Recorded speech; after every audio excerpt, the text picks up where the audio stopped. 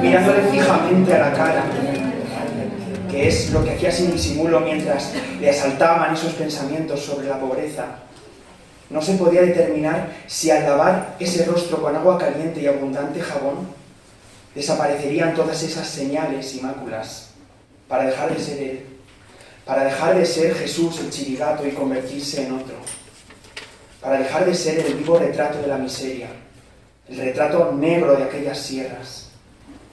Cuentan que antes de comprar el segundo borrico, Chirigato padre llevaba a arar al burro y a su hijo, a los dos juntos, burro y muchacho, emparejando la yunta. Acollaraba a uno y a otro, les echaba el yugo encima de la nuca, unía el tiro y el varal al arado, mientras él guiaba el timón de la reja que destripaba la tierra. Con un latiguillo fustigaba al burro con cuidado de no dar al hijo. Araba, y se le oía decir: ¡arre, burro! Vamos, hijo. ¡Arre, burro! Vamos, hijo. Y en ese vamos, hijo, se encerraba el alma de la dignidad de la pobreza. Un vamos lleno de amor. La esencia del cariño de un padre que jamás tuvo una caricia para su hijo. Un padre que echa el yugo sobre la nuca de su muchacho porque tienen que comer, equiparándole a una bestia. Sin embargo, no le dice arre, como si fuera un burro. Le dice: vamos, hijo, para convertir una sola palabra en el aliento de la grandeza de la supervivencia.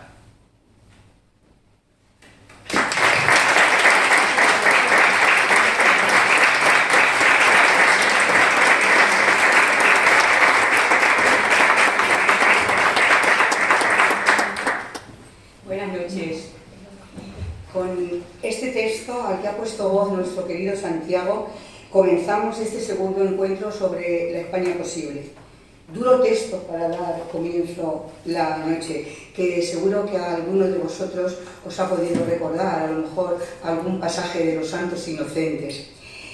Hoy habéis visto que hemos querido darle un nuevo formato, hemos quitado la formalidad de la mesa y nos hemos abierto a tener como una especie de más coloquio con vosotros. Queremos que la jornada se desarrolle un poco más breve que la del otro día y que vosotros tengáis también tiempo a participar, porque la mayoría de los que estáis aquí han leído ya alguna de las obras de Rafael y estaréis deseando de preguntarle o de hablar también del tema que nos trae aquí, de la despoblación, tanto con Antonio como con Antonio Basanta.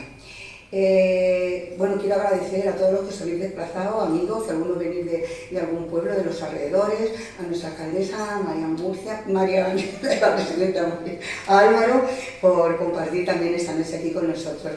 Y bueno, y felicitar a Paco de Valle, que está aquí con nosotros, el editor, por estas preciosas ediciones que habéis hecho, todo un lujo. Pues nada, para comenzar el encuentro, como os decía, tenemos aquí a Rafael Cabanillas y a Antonio Basanta. Rafael, que con sus dos últimas obras, porque ha escrito numerosas obras antes, pero con estas dos obras, Quercus y Enjambre, nos da otra visión de la despoblación y sus causas. En este caso, un territorio más cercano que el que teníamos en la tertulia anterior, de la Sierra de los Montes de Toledo. territorio que describe maravillosamente. Estaréis conmigo muchos de los que estéis aquí. Con su lectura te adentras en el paisaje, los jarales, encinas, quejigos, alcornoques, madroños, bueno, que dan ganas de ir, recorrer y conocer la zona. Y así poder disfrutar también del canto de las tórtolas, la grulla, el mirlo, el autillo, que nunca lo había oído, y tú tan fenomenalmente lo describes. Me encantaría poder seguir hablando esta noche de tus personajes, tanto los principales como los secundarios, que son una maravilla y que te enamoran. Pero a mí no me toca hablar de ti, Rafael. Para eso contamos esta noche con la presencia inmejorable de Antonio Basanta. ¿Quién mejor que tú, Antonio? Muchísimas gracias por haberte brindado a venir con tantísima facilidad y tantísimo cariño. Estamos hablando de Antonio Basanta, que es doctor en literatura. Voy a decir brevísimo su currículum porque podíamos estar aquí media noche. Es doctor en literatura hispánica, vicepresidente ejecutivo de la Fundación Germán Sánchez Rupérez, consejero delegado durante años del Grupo Anaya, consejero de la editorial Siruela, miembro de numerosos consejos relacionados con las bibliotecas y con el fomento de la lectura, autor de más de 40 libros educativos relativos a la promoción de la lectura y autor recientemente de este ensayo relativo a la promoción de la lectura. Y bueno, no me puedo olvidar que deciros que Antonio está en posesión de la encomienda de la Orden Alfonso X el Sabio, concedida por el Ministerio por el fomento a la lectura. Bueno, no podíamos haber traído nadie mejor. Pues con motivo de este encuentro he tenido la suerte de descubrir este hermoso libro, que es un auténtico manifiesto a favor de la lectura. Dices, la lectura como fármaco de la memoria y de la sabiduría. Este libro de pequeño formato es grandísimo en su contenido. Nos hace un recorrido por la historia de la lectura desde la creación del alfabeto, la aparición de la imprenta, la llegada del ordenador, todo ello narrado desde tu amplia experiencia personal y completándolo con hermosos textos perfectamente elegidos, desde Platón, Marcel Proust, Borges, Mario Benedetti y un largo etcétera de lo mejor de la historia de la literatura. Asimismo, te declaras un gran defensor del fomento de la lectura en la familia, en las bibliotecas. Me ha emocionado eso mucho, de las bibliotecas y por supuesto en la escuela. Los maestros se van a sentir muy halagados leyéndote. Tampoco te olvidas de la labor que deberían hacer las administraciones públicas y los medios de comunicación. Dices tú, bueno, debido al Internet, al uso del Internet, a ti te sigue gustando escribir tus textos a mano y dices que el Internet hay que saber llevar el timón, porque no es lo mismo entrar en la nube que estar en las nubes. El libro da para muchísimo, para poder estar hablando toda la noche, pero como tú dices, al final de alguno de los capítulos, esto es otra historia y debe ser contada en otra ocasión. Por lo que yo te emplazo y te invito a que vengas a tener un encuentro con los clubes de lectura de aquí de nuestra provincia, que estarán encantados de poder comentar el libro. Ahora, Antonio tiene la palabra para contarnos cómo ha sido tu encuentro con Rafael, cómo lo has conocido y, por supuesto, la opinión que tienes de sus novelas. Muy bien. Pues muchísimas gracias, Teresa, por tu cariñosísima e inmerecida presentación. No hay más mérito que tener 68 años y trabajar, nada más, y trabajar felizmente en aquello que a uno más le ha agradado, que es la educación, que es la edición, evidentemente, y la defensa de la lectura, porque en la defensa de la lectura tenemos la defensa de la libertad y de la independencia de las personas. Veréis, mi conocimiento de Rafael es como el que podríais haber tenido tal vez muchos de vosotros. Yo ignoraba su existencia, no había tenido el placer de leer nunca nada de lo que él ya había escrito, y por razones de azar Un día, uno de mis familiares traía un ejemplar que le había regalado Paco del Valle, este gran editor que tenéis el lujo de que además sea de vuestra comunidad autónoma, castellano-manchego de corazón y de alma, y me lo dejó simplemente para que yo le echara una ojeada. Soy de los que les gusta leer antes de dormir, que tengo mis libritos en la mesilla, como posiblemente vosotros, y abrí Quercus y leí las 12 primeras líneas. Y se me produjo un hecho que pocas veces se da en la vida de un editor. Y es una especie de escalofrío, de sensación profunda de estar ante algo cuando menos insólito. Tanto es así que detuve la lectura, dejé el libro y reposé un poquito. A ver si voy a ser yo aquí fruto de alguna enajenación más o menos momentánea. Y volví.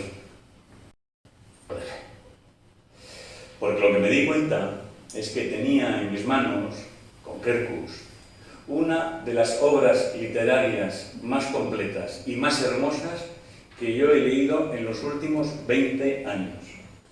Y os aseguro que por mi vida como editor he leído muchas cosas. La obra de Rafael vuelve a recuperar la esencia fundamental de la literatura. Y la literatura básicamente lo que es un homenaje permanente a la palabra, al poder seductor, evocador, denunciador, crítico y creativo de la palabra. Y él tiene esa habilidad extraordinaria que solo se le concede a los grandes. Solo se le concede a los grandes. Acercarse a cualquiera de las novelas de Rafael, a Quercus, a Enjambre, es acercarse a la literatura con mayúsculas, donde vibra la vida y vibras tú, porque ese es el secreto también de la literatura. Decía Joseph Conrad que el escritor escribe el 50% del libro, porque el otro 50% del libro lo escribimos los lectores. Y eso, que podríamos pensar que simplemente es una imagen metafórica o poética, hoy nos lo afirma, nos lo reafirma, nos lo confirma la neurociencia. La neurociencia, que estudia el comportamiento de nuestro cerebro en función de las actividades que realizamos a lo largo de nuestros días, de nuestros meses, de nuestras vidas, ha demostrado que cuando leemos se ponen en marcha las 52 áreas cerebrales que tienen que ver con la producción de talento y de inteligencia. Fijaos lo que significa eso. Pone en marcha las 52 áreas. ¿Y por qué? Porque el autillo que Teresa ni siquiera conocía, por Rafael, no solamente lo ha conocido, sino ha cantado en la noche. Porque el fuego vosotros lo dotáis del color y del calor preciso que queréis. Porque los caminos que Rafael magistralmente describe son en cada uno de vosotros caminos diferentes y propios. Y ello porque leer es como amar. Es un ejercicio de entrega absoluto. Solo así se puede leer. Y la prueba del algodón de que esto ocupa la totalidad de nuestras capacidades y áreas cerebrales productoras de inteligencia es que cuando leemos solo podemos leer. No es compatible con ninguna otra actividad. Hay que entregarse a fondo. Hay que entrar a la literatura como al mar, a pecho descubierto.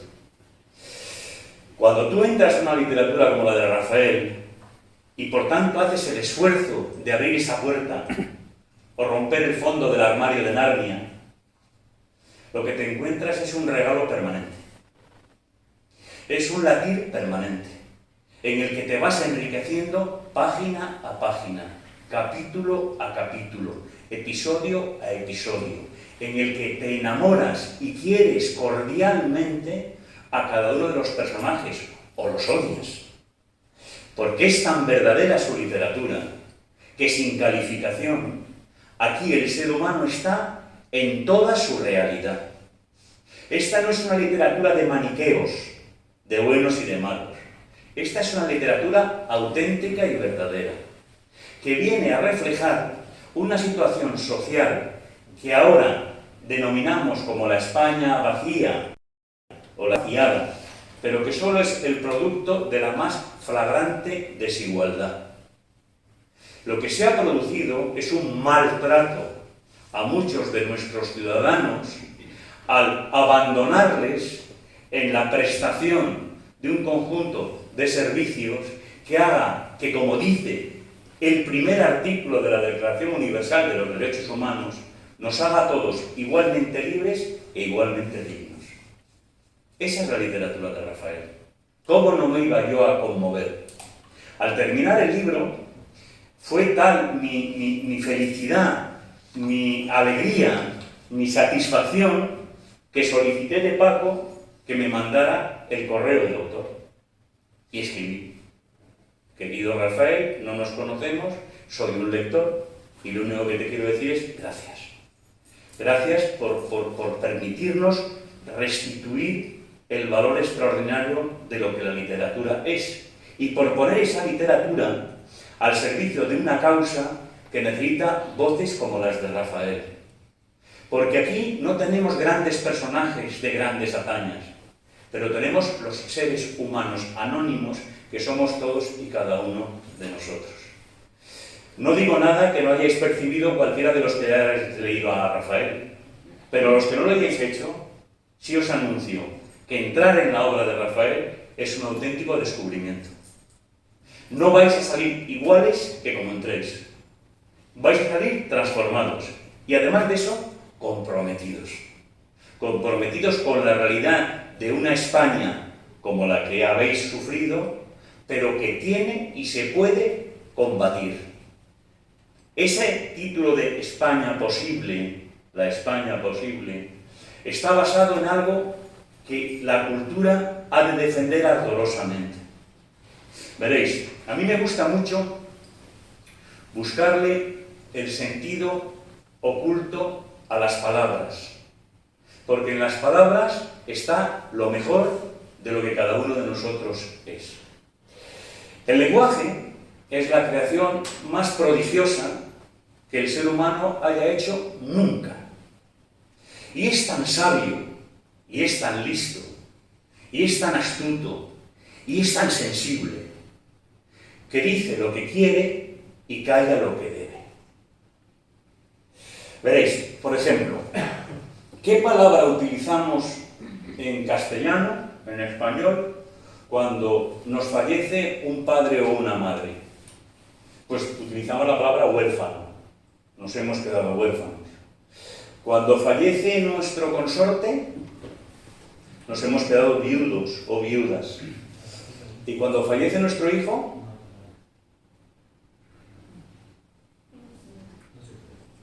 ¿qué palabra tenemos en el castellano cuando fallece nuestro hijo? El idioma es tan sabio que se retira, como la mar de la playa, y lleva a efecto lo que nos dicen las abuelas: no hay palabras. Hay dolores y situaciones que no se pueden verbalizar, que se tienen que dejar en el silencio, frente a otras palabras y otras situaciones que tienen que emerger, muchas veces desde el puro sentido poético de la palabra. Palabras que a veces existieron antes de denominar lo que actualmente denominan. Por ejemplo, ¿sabéis lo que significa el verbo escribir antes de que aparezca la escritura? La escritura es un invento relativamente reciente, 5.000 años de existencia. Os recuerdo que el planeta tiene 4.500 millones de años. ¿Qué significaba escribir en latín antes de que surgiera la escritura? Os lo cuento. Bordar. ¡Ay, qué maravilla! Es decir, Rafael en enjambre, en quercus. Escribe bordando sobre un tejido llamado texto, textum, que se compone de hilos de lino, líneas que nos transportan al mundo maravilloso que él, prodigiosa y generosamente, ha sido capaz de crear.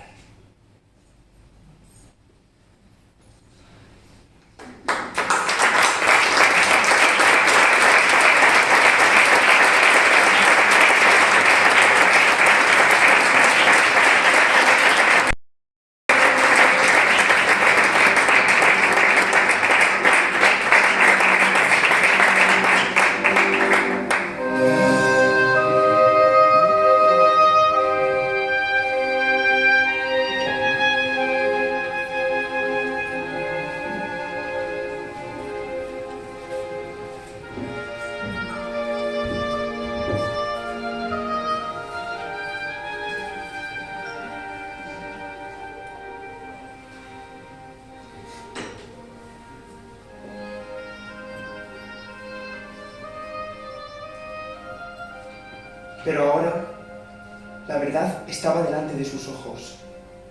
Una verdad para la que no existían palabras que la describieran. Por un rato, se ha quedado escondido debajo de una ventana abierta por donde trepa la hiedra.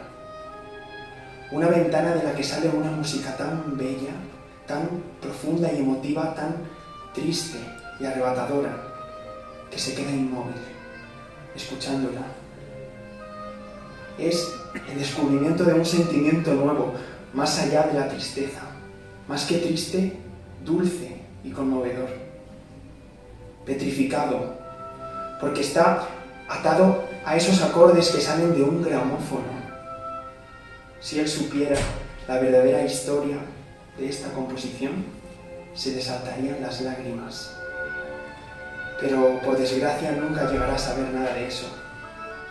Jamás ha visto un gramófono, ni sabe lo que es un oboe, una partitura con su pentagrama o un violonchelo. Lo que suena es el adagio en re menor para oboe del veneciano Alessandro Marcello. Cuando una vez le preguntaron en qué se había inspirado para componer tan triste y hermoso adagio, el compositor contestó: me imaginé por un instante el día en que mi amada Venecia pudiera hundirse para siempre en el mar.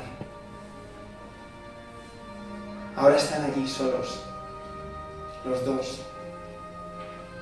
alejados del mundo, en la última raya del infinito. Al otro lado de la sierra debe estar el abismo, una sima negra, sin luz, de la que no se tiene conocimiento. Nadie puede llegar hasta allí si no es el amo en coche o a caballo, solos, en medio del horizonte de monte que nunca se acaba. Aquí estamos en la raya del infinito, le dice Abel a Lucía mientras la abraza. Sí, en la linde del ocaso, en la raya del infinito, tan alejados y perdidos que al asomarse desde la casilla parece que la sierra es más inmensa que la noche. El valle, renegrido en su oscuridad y su silencio, da miedo. Por eso los amantes se aprietan tanto, porque se quieren, y para no dejar una rendija de espacio por la que penetre el miedo.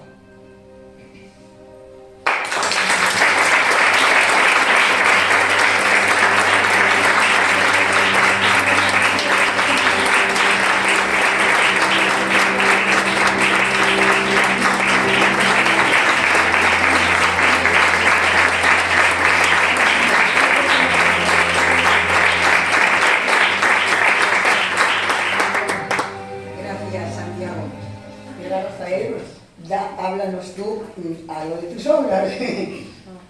Muchas gracias, Teresa. La verdad es que me he emocionado porque digo, ¿quién habrá escrito eso tan bonito? La verdad no podía pensar que he sido yo, ¿no? Bueno, traer a unas personas a tu lado como es Teresa, grandísima anfitriona, con bella palabra, y a don Antonio Basanta Reyes, que viene de Madrid, tiene una gran dificultad, ¿no? Yo no sé si escribo bien o mal, intento escribir lo mejor que puedo, pero con toda seguridad que ellos hablan 100.000 veces mejor que yo y lo han demostrado anteriormente. Y bueno, para mí es un orgullo, es todo un honor estar aquí en este foro. Se lo decía antes a vuestra alcaldesa y a Teresa y a Radio Nacional, que por cierto llevan aquí ya 2 días. En Torralba es todo un lujo, ¿no?, que el programa España Rural de Radio Nacional, que van a emitir esto de hoy y lo que han grabado estos días el sábado a las 13 horas, se hayan hecho eco y estén aquí con vosotros, ¿no?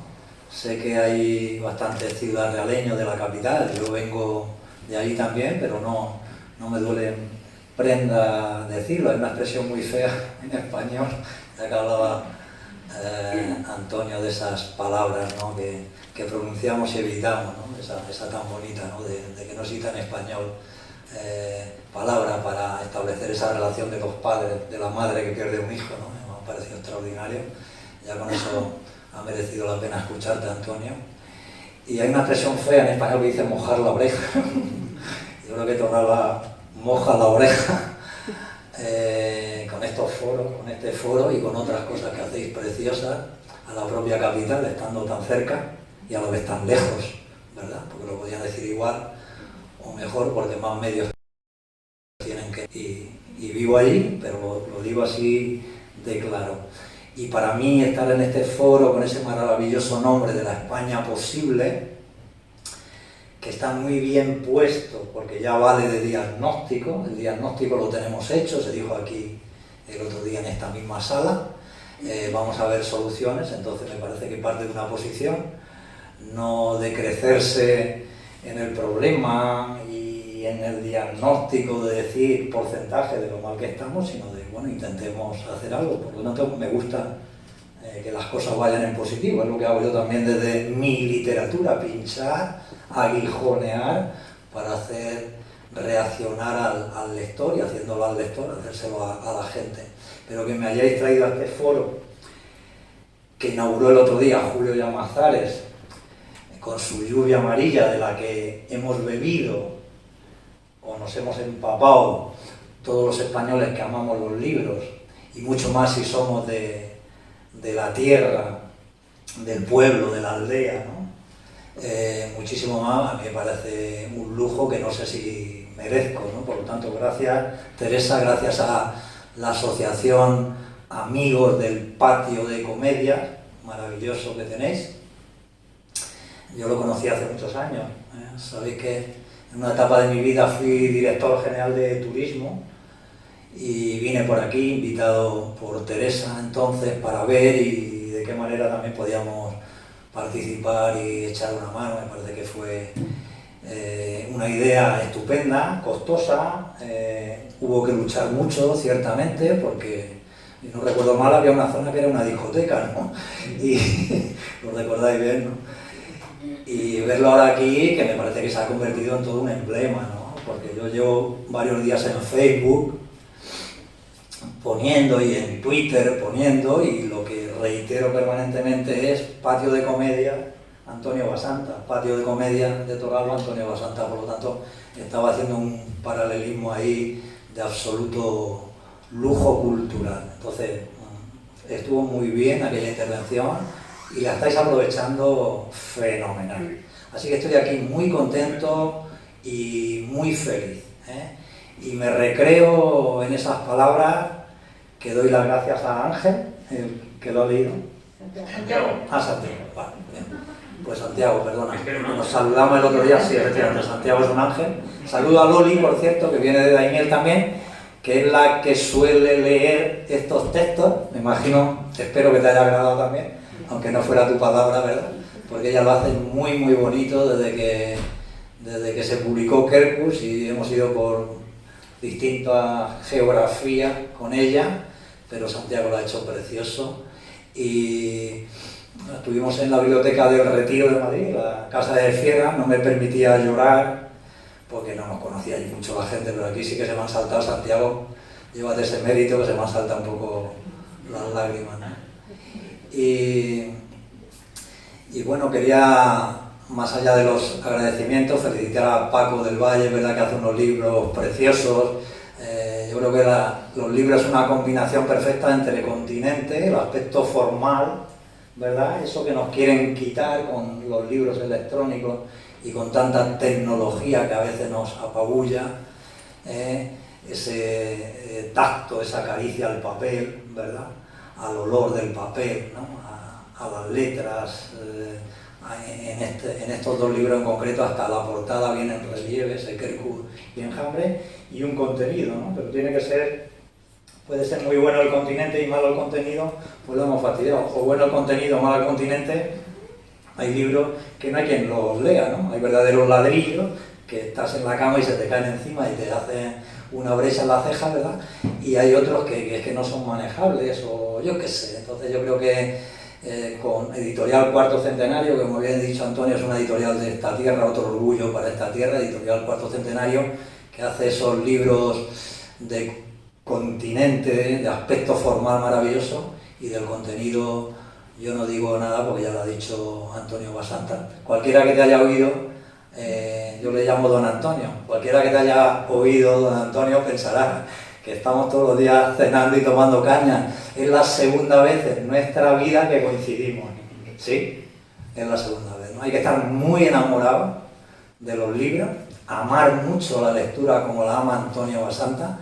No me extraña que el Ministerio le concediera la encomienda esa, el Ministerio de Cultura Español, de la Orden Alfonso X el Sabio, por su fomento de la cultura, porque habrá, todos nosotros lo somos, lo demostráis al estar aquí, amantes de la lectura, pero pocos habrá que lamen tanto como Antonio Basanta, ¿no? Y Antonio Basanta se viene de Madrid sin conocernos, porque nos vimos en el Palacio de Santa Cruz de Toledo, maravilloso enclave, vamos de enclave en enclave a cual más bonito, en el claustro del Palacio de Santa Cruz, en el otoño precioso, atardeciendo, y también bajó de Madrid Antonio, pues eso, por el hecho de hablarnos de Quercus y de Enjambre. Por lo tanto, Antonio, yo creo que apareciste tú también como un ángel en mi vida, lo has dicho bien, sin conocernos, por un azar, y la valentía que te voy a agradecer siempre, y el atrevimiento que tuviste de escribirme. No toda la gente escribe a los escritores, ¿verdad? Primero de entrada porque dicen, bueno, estará ahí con sus libros, muy ocupado y tal, pero Antonio me escribió y me dijo una cosa tan bonita que, bueno, yo tengo 350 correos, mensajes de gente, de mis lectores, porque en los libros siempre pongo mi correo, más que un atrevimiento, una valentía, que digas, qué valiente este hombre, no, yo creo que es puro ego, puro ego. Pero la gente es buena, ¿no? Yo siempre digo que aunque el mundo dé las apariencias de que está podrido, corrupto y podrido, pero luego lo salvan los seres humanos y la gente buena. Yo a veces me he imaginado una novela futurista. ¿Una radio? ¿Perdón? ¿Sí? ¿Eso?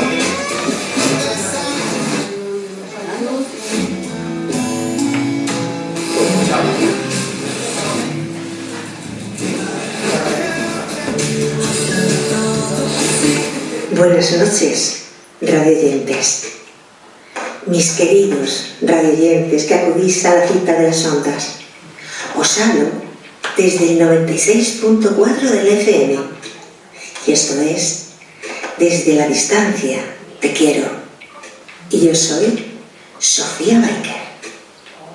Aquí estamos, una noche más, haciéndote compañía, abriendo los horizontes desde la ventana de la radio, abriendo los cristales de la habitación desde donde nos escuchas para ofrecerte la mejor música, las historias más sorprendentes y entrañables, los viajes más alucinantes. Cada canción que escuchas ha sido seleccionada muy cuidadosamente, pensando en ti, en que llegue directamente a tus oídos. Estamos lejos, es cierto, pero las ondas nos acercan a ti. Os hablo desde el 96.4 del FM. Esto es, desde la distancia te quiero. Y yo soy Sofía Baker.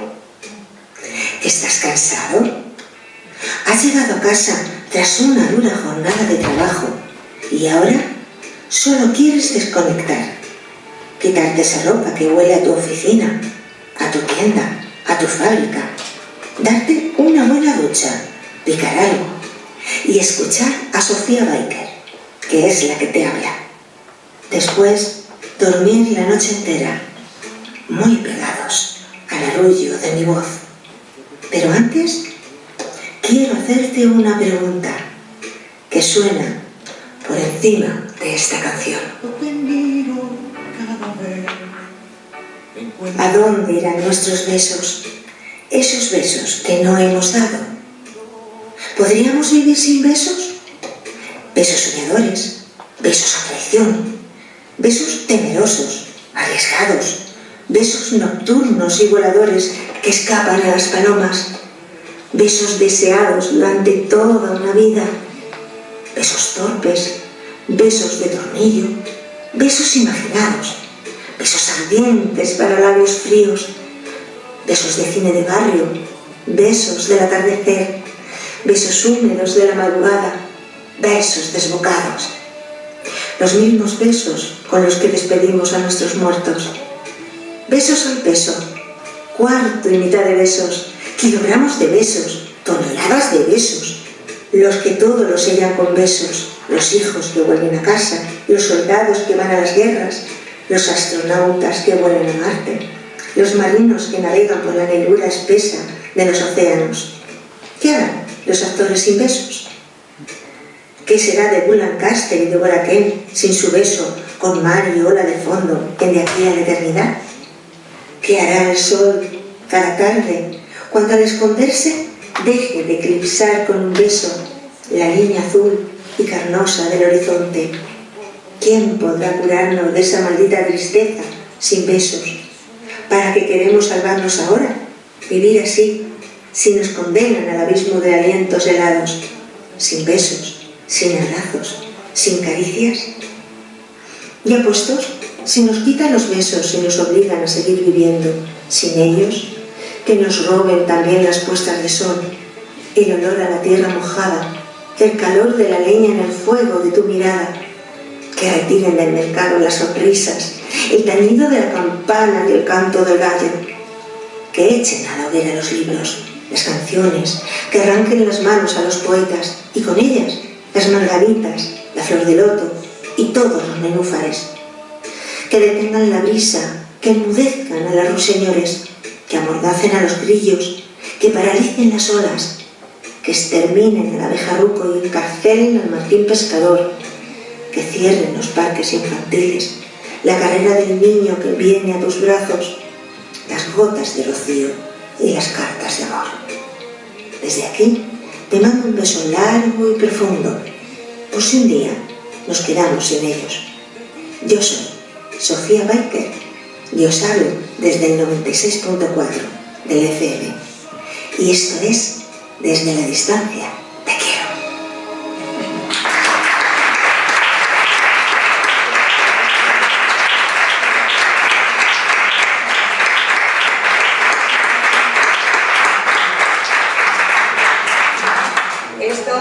Esto escuchaba Iglesias por las noches en su radio, como decía su padre, con las de petaca.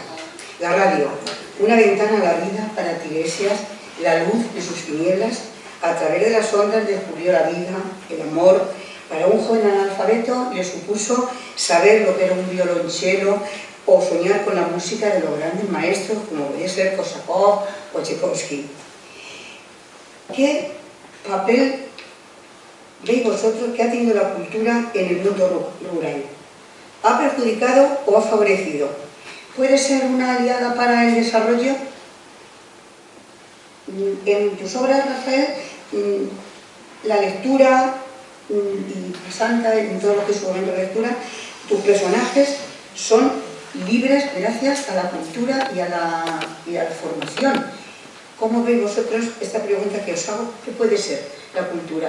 ¿Es una aliada en nuestros municipios para consolidar la población? ¿Lo veis como una cosa a favor? ¿Cómo lo veis? Bueno, enhorabuena a las personas que han grabado ese capítulo que creo que se titula Besos. Seguro que lo recordáis mejor los lectores y lectoras que tenéis la obra más en la cabeza, lo habéis leído hace poco. Ha quedado precioso, perfecto. Y lo más maravilloso ha sido cortarme del rollo que estaba metiendo yo. Me iba a lanzar como una moto. No me he mirado alrededor y digo, adiós. Me estaba mirando Paco del Valle, el editor, así me hacía con la cabeza. Como me hacía mi madre, que en paz descanse. Enhorabuena, Teresa, lo habéis hecho eso precioso. Dijo Nelson Mandela, la educación es la mejor arma que tiene el ser humano, ¿no?, para salir de su estatus. La verdadera revolución no está en las armas, está en la educación. Cuando digo educación barra cultura, que es lo mismo, ¿no? Es decir, no puede haber cambio en esta sociedad injusta que hemos creado si no es a través de la educación y la cultura. Si todo lo que hemos creado ahora finalmente se basa en nuevas tecnologías y en consumo desorbitado, entonces anulamos de aquí para atrás, ¿no? Anulamos el siglo XVIII y el siglo de oro español, y a los romanos y hasta a los del neolítico que descubren el fuego, ¿no? Es que es un absurdo, no sé dónde vamos a parar. Yo, en Enjambre, sobre todo, se hace un discurso muy claro, que es decir, una vida armoniosa de este Tiresias, que es el protagonista, que escucha esa radio y se enamora de la locutora, de esta Sofía Baker, cómo no enamorarse con esa voz tan bella y hablándole de los besos. Un pastor que vive en una aldea que existe, que se llama Enjambre, es una pedanía de Anchura. El otro día Enjambre lo presentó el propio alcalde de Anchuras en Ciudad Real, con José María Barreda, actual alcalde, que conoce a la aldea, iba a decir a la familia. Bueno, son ficción y son parte de realidad.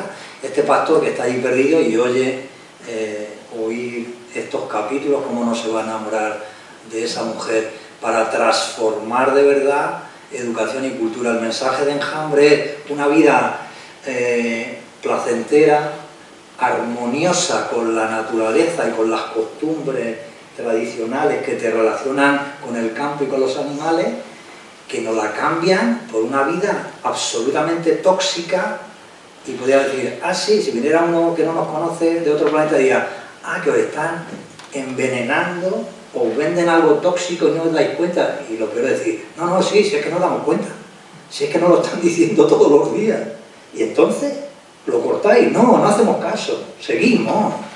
Y yo estoy oyendo, le decía antes al querido amigo Arsenio de Lanza, gracias por venir, digo, puedes estar en un restaurante con la típica tele gigante que en España tienen todos los restaurantes, con el fútbol siempre puesto, pero a veces luego ya hay un telediario y pueden estar diciendo el no sé cuántos % de los peces capturados en el mar Mediterráneo, tal, se les ha detectado no sé cuántos miligramos de mercurio, y tú lo sigues viendo allí mientras estás así, mira, con el cuchillo y el tenedor cortando un trozo de merluza, que inmediatamente te lo vas a meter a la boca, vas a pedir la cuenta, te vas, y al otro día te dirán de los pollos, y al otro día te dirán de no sé qué, no sé cuánto, que nos da lo mismo. Y seguimos en esa cultura dándosela a nuestros hijos y tal. En fin, esto es un imposible. Ya llega el momento que no. Igual que ahora de golpe han empezado a tirar la tele, que van a liar una guerra. Pero ¿qué guerra? Si aquí la guerra era contra el COVID, ¿no? Que todavía no hemos acabado con él, que nos estamos muriendo, que se nos han muerto nuestros abuelos, nuestros padres, mi madre se ha muerto. Y esta guerra de que viene, que estos quieren entrar en la OTAN, pero los otros dicen que no, pero que están ahí ya los tanques. Y él lo diciendo, cualquier día ya, pero que se pare el mundo, que me bajo, que esto es una locura, ¿no? Y entonces hacemos esta denuncia. Entonces la educación, no me pierdo, y acabo, Teresa, y la cultura es el alma de todo esto que está pasando. Y lo primero que hacen los dictadores es cortar educación y cultura, o poner la educación y cultura que ellos mandan al dictado para leccionar al pueblo y tenerlos así. Entonces es fundamental, por eso escribimos libros, ¿no? En mi último, el libro que va a ir a la imprenta ya mismo, ¿verdad? Paco del Valle, que está corrigiendo Paco, y que Antonio Basante ha tenido la suerte también que nos eche una mano, hago una afirmación ahí al principio diciendo que tú que eres, Rafael, que por qué escribes y tal y cual, y remato diciendo, a mí lo que me hubiera gustado de verdad ser es escritor de cartas de calle, escritor de cartas de amor, para no sé quién, para no sé cuánto, una cosa así un poco poética, y remato, pero no pudo ser, me he quedado en peón de albañil, eso me he quedado, trabajo, la piedra y la palabra, para intentar construir un mundo mejor. Eso lo hacemos con los libros, educación y cultura.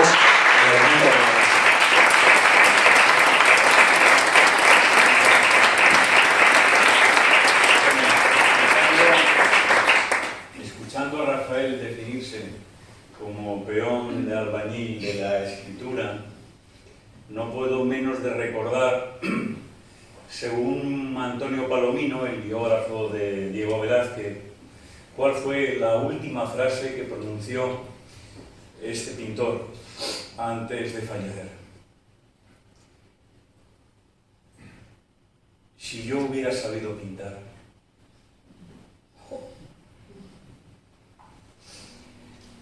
Es que, claro, la sabiduría solo consiste en asumir el solo sé que no sé nada, que es a su vez el principio de la vida más feliz, que es la que se basa en el permanente aprendizaje. Precisamente por reconocer que apenas sabemos, es por lo que nos lanzamos al maravilloso ejercicio del aprendizaje. Y eso es lo que básicamente es la vida, un ejercicio continuo de aprender. Por tanto, nuestra existencia se sustenta fundamentalmente en una tendencia cultural y educativa. Es más, cuando las personas perdemos nuestra capacidad de aprender, emprendemos la recta final de la existencia.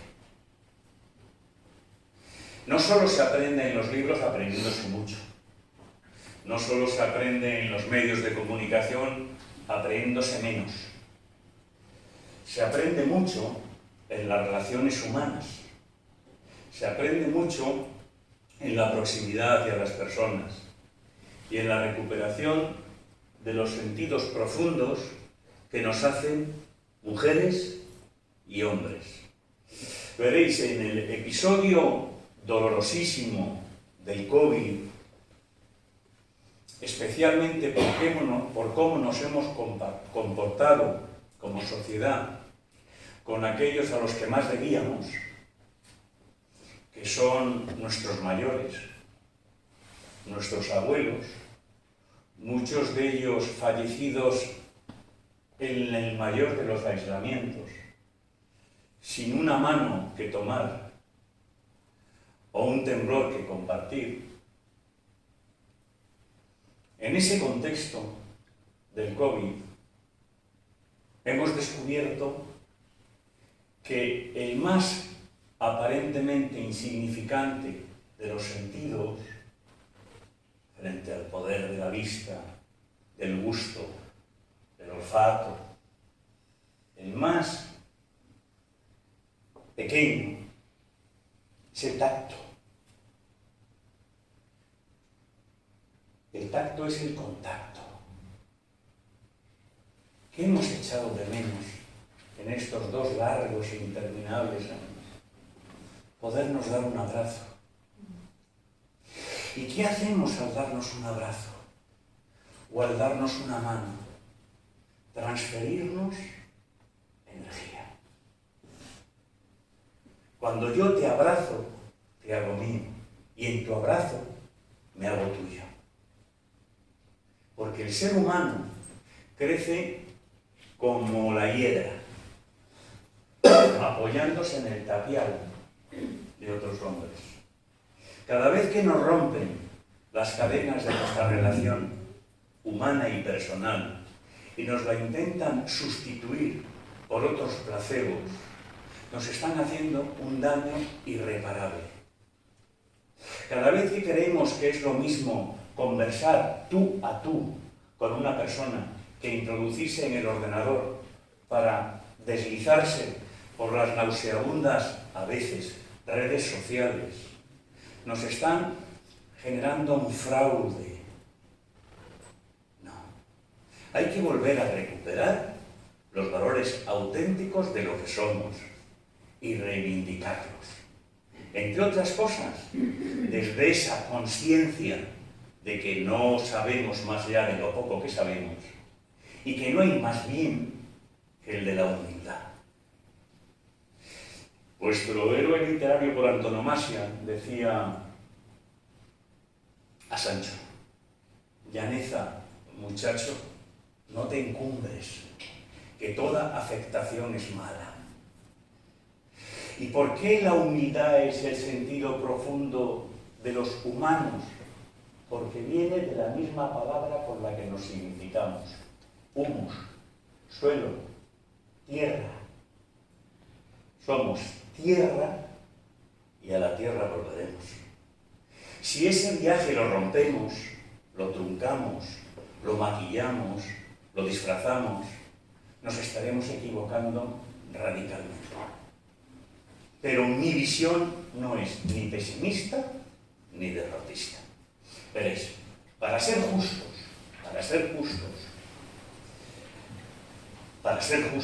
y a pesar de todos los inconvenientes, vivimos mejor que nunca.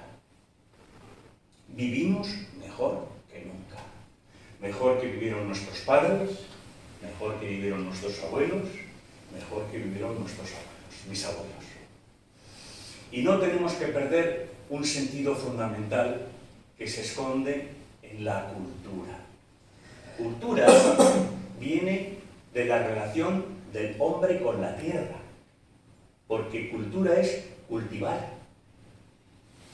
Quien cultiva tiene sentido de la espera, y quien tiene sentido de la espera tiene sentido de la esperanza, no necesariamente en términos religiosos, de la esperanza humana.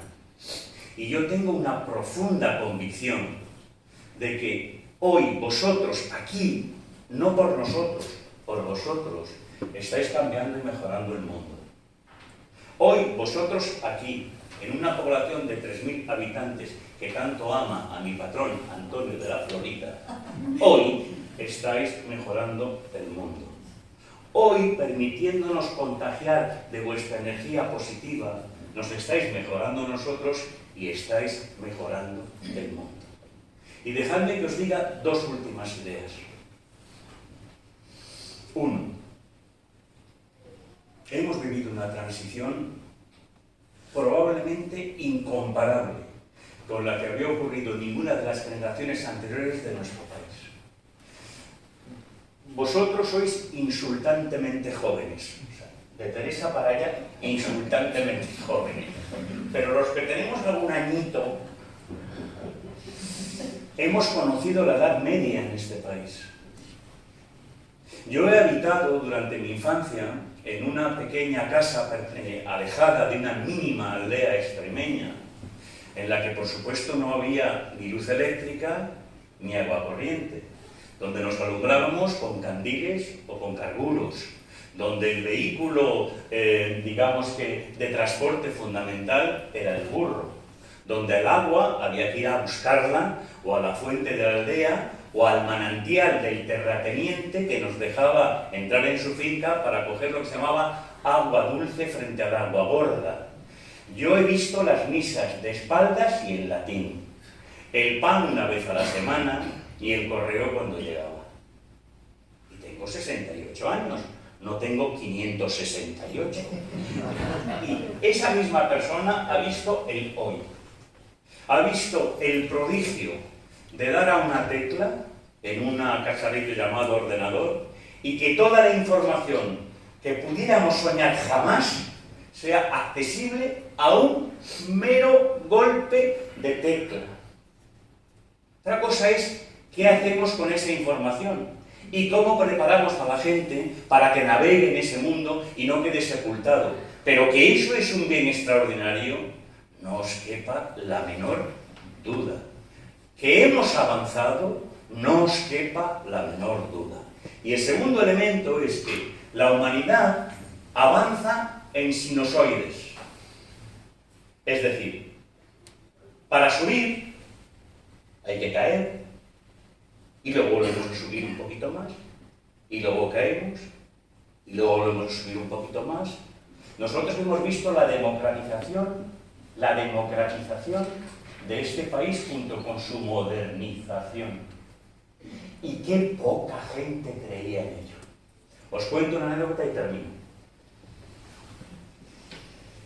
En los años 80, primeros 80, hay un medio periodístico, que enseguida os va a sonar, de alcance nacional, que quiere lanzarse y que se llamaba, y se llama, aún en otro formato, Diario 16.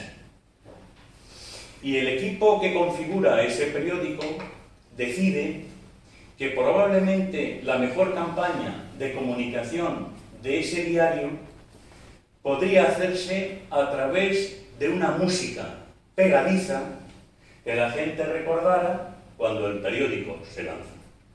Acuden a dos músicos, uno de los cuales es amigo personal y por eso sé esta anécdota, Herreros y Armenteros, probablemente os sonarán como compositores. Uno de ellos era el teclista de Los Relámpagos, otro grupo, claro, todos están jóvenes, pero bueno, los que sois de mi generación los recordaréis, Los Relámpagos, efectivamente. Acuden a ellos y ellos en una noche componen la música de lo que iba a ser el lanzamiento comercial y la letra. Y hay que buscar un grupo que la interprete. Y entonces descubren que en un festival de música universitaria en Huelva hay un grupo que acaba de ganar ese concurso y que podría ser idóneo para interpretar ese tema. Y así nace, y así se difunde, Libertad sin ira.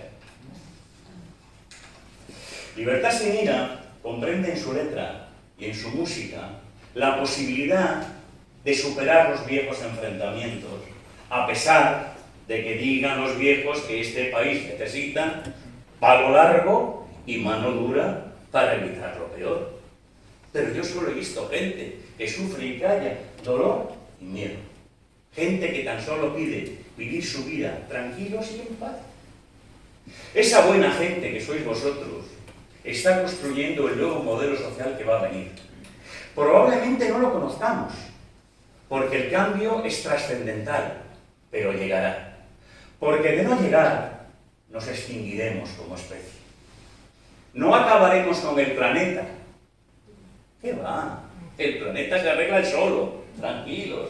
Se somete a 4 glaciaciones más, y acabaremos con nuestra especie. Y por tanto yo tiendo a pensar que si nos basamos en la cultura y nos basamos en la educación, si de Torralba, además de su gente, se conoce su patio maravilloso de comedias y se conoce el impulso cultural que vosotros demostráis, podremos llegar a un modelo de sociedad diferente, más próspero, más equitativo y más justo. Y en esa dirección es en la que yo os animo a que sigamos. Porque en la otra, la del pesimismo primero es tan aburrida y dos, tan estéril que hay que abonarse a ella. Por lo cual, veréis, ved menos informativos y leed más literatura.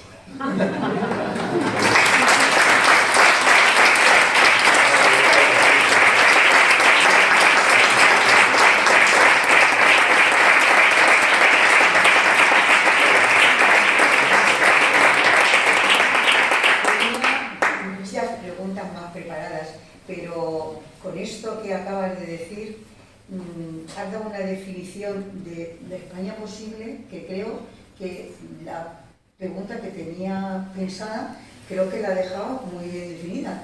¿Cómo puede un pueblo progresar por esto, por la cultura, por lo que está haciendo? Me parece que lo has dicho fenomenal, porque el otro día Julio de Mazares aquí hablaba de la España desdeñada o de la España vaciada, que no me gusta comentar. Y en el programa, exactamente el sábado pasado, entrevistando en Radio Nacional de España a Denis Escudero, Manolo HH decía, como comentó antes, la España desaprovechada. Claro. Y yo creo que es una palabra mucho más adecuada. Totalmente. Y que lo que hay que hacer es, pues, como tú acabas de decir fenomenalmente, poner en valor esos recursos y trabajar con eso, por ilusión, para hacer una España posible, ¿no? Llegar a los medios, es que vean, la España rural es esto. Claro. España rural es esto. Personas comprometidas con la cultura, que vienen aquí además de por un acto de generosidad y de cortesía, porque creen en ello. Porque creen que el mejor legado que le pueden dejar a sus hijos, a sus ciudadanos, a sus paisanos, es una apuesta por la cultura y por la formación. Que además, por otra parte, es la que va a crear el 60% del empleo de las sociedades que vienen. Y no quiero entrar en eso, pero lo mucho van en rollo, y que es otro tema. De todas maneras, qué bien habla don Antonio, da gusto escucharte. Lo que nos ha costado ensayar lo que hemos estado. No nos cansamos de escuchar tus anécdotas. Yo prefiero que hable don Antonio, que habla muy bien, y que leáis mis libros. Es un complemento perfecto. Eso es lo que no acabamos de ponernos de acuerdo en el ensayo a las 5 de la mañana, porque estamos un poco ya desvelados y tal, porque están ahí al fondo de la letra. Sé que los habéis leído todos los que estáis aquí, pero bueno, siempre viene bien, como dice Paco, para regalo o para lo que sea. Yo solo algo muy breve sobre, porque es verdad, lleva razón, es preferible el diálogo con el público. Solo una cuestión. El tema del diagnóstico de la España vaciada, vacía, desaprovechada, bueno, es que hay 1000 términos. ¿Sabéis que ha salido ahora una terminología antitética que es la España de las piscinas? Sí. Lo habéis oído, ¿no? Y está ahí el libro ya, ¿no? Y la España que yo no la he leído y no pienso leerla, porque debe ser eso, como si queréis la España vacía, vaciada, pues ahora tenemos aquí las urbanizaciones con las piscinas, etcétera. Una sola cuestión, porque es el alma de mis libros, ¿no? Lo que yo intento denunciar a través de la literatura, ¿no? Esto es el modelo Gabriel Celaya, ¿no? Maldigo la poesía del que no toma partido, cultural por los neutrales, maldigo la poesía del que no toma partido, hay que mojarse y tal. Y bueno, yo intento mojarme con delicadeza y tal. La clave de la despoblación no es otra que la desigualdad. Ahí hemos coincidido Antonio y yo, es que es la desigualdad, no nos engañemos. Es decir, si seguimos manteniendo la desigualdad en las pequeñas aldeas o en los pueblos, este ya es un pueblo importante y cerca de la capital, pero pensar en esos pueblos pequeños, ¿no? De 300, luego 150, 200, si mantenemos los que toman las decisiones, los políticos y la sociedad, que somos todos, que mandamos mucho, si no nos dejamos dirigir como borregos, y somos capaces también de tomar nuestras propias decisiones como ciudadanos libres, mientras no se corte la desigualdad que hace a esa gente más pobres y que no tengan los mismos derechos que tenemos todos, lo que estamos haciendo es parchear. Mientras a ellos conseguir lo que tenemos aquí en una capital, o que tienen en Madrid y en Barcelona, les cueste el doble que a los demás, no lo arreglaremos. Mientras esos jóvenes de esos pueblos no les demos alternativa económica, con empleo, para que puedan comer y vivir con dignidad, no lo solucionaremos. Estaremos parcheando. Aconsejo que, dado que en la vecina Francia, en Italia, en Alemania, en Suiza, que Amparo, mi mujer, que está aquí con nosotros, vivimos en Suiza 3 años, allí nació nuestro primer hijo, estuve allí de profesor con la embajada española, lo conocemos un poco, por tanto, no tiene este problema. ¿Por qué? Porque tiene los servicios. No me digáis que en Suiza, en los Alpes, para llevar los servicios, no tienen dificultades. Que he tenido alguna reunión con algún político que toma decisiones de este nivel Y es que es muy complicado hacer eso, nada, vale, pues lo dejas ahí. Lo sigues dejando así, como Don Casto en Kerkus, ¿no? Que no querían que le llevaran ni el agua ni la luz. Entonces, luchemos, educación y cultura, pero con esas desigualdades que provocan que la gente se vaya. El motor que mueve a los pueblos a alargarse a la gente es el hambre. El hambre. Por eso vienen los cayucos y atraviesan esas horribles concertinas, cuchillas que les cortan el cuerpo, y en las otras fronteras en Lesbos y en Polonia, etcétera, etcétera. Si es así, lo ha hecho el ser humano porque tenía hambre y viajaba. Lo cortamos y sin alternativa, ¿verdad? Bueno, solo era eso, perdona, Teresa. Nada. Pues tenéis la palabra. Si no preguntáis, pues seguiremos preguntando nosotros, pero yo quiero que participéis vosotros. Los que hemos sido profes conocemos estos momentos, ¿no? Que cuando dicen los alumnos, bueno, y ahora ya en este debate vais a hablar, y cuando todos los alumnos agachan la cabeza, así, y luego le da uno un codazo a la compañera y dice, me está mirando, me está mirando.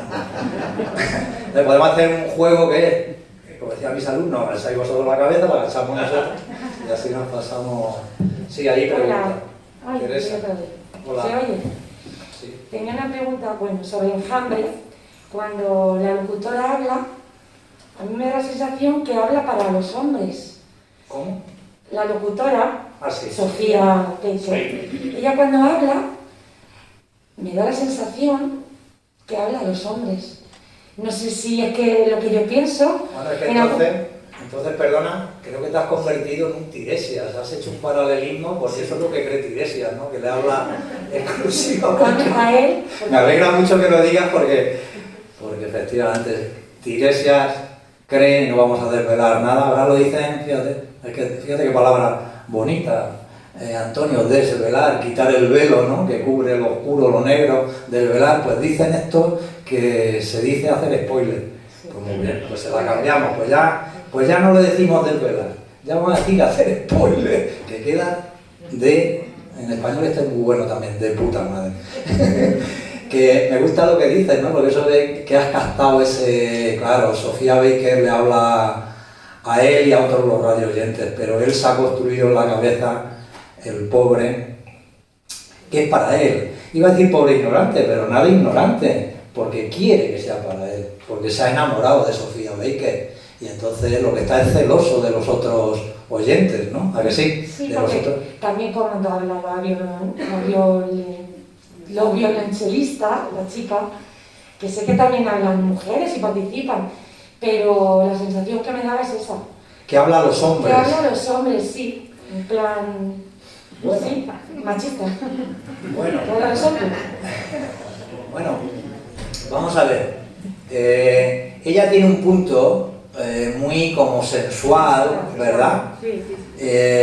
Y esa sensualidad, me imagino que cuando ella habla también de su cuerpo, de los besos, a algunas mujeres le puede encantar también. Otra cosa es cada uno como lo quiera ver. Si me estás diciendo que puede tener un punto ahí como machista, quizá lo has visto tú, no sé, fíjate que ni lo había pensado. Fíjate que yo como no, pero me alegro y por eso me gusta mucho el contacto con los lectores para que me hagan despertar, para desvelar también en mi mente. Yo estaba muy... Dicen, aquí decimos en esta tierra, ¿no? Cuando un tonto coge una linde, la linde se acaba. Yo como escritor focalizo en mi Tiresia y quiero que le llegue a él. A lo mejor sí que he olvidado. ¿Tu nombre era? Cristina. Cristina. Mira, porque tu apunte es extraordinariamente inteligente y muy lúcido, pero un escritor se debe a su cauce literario.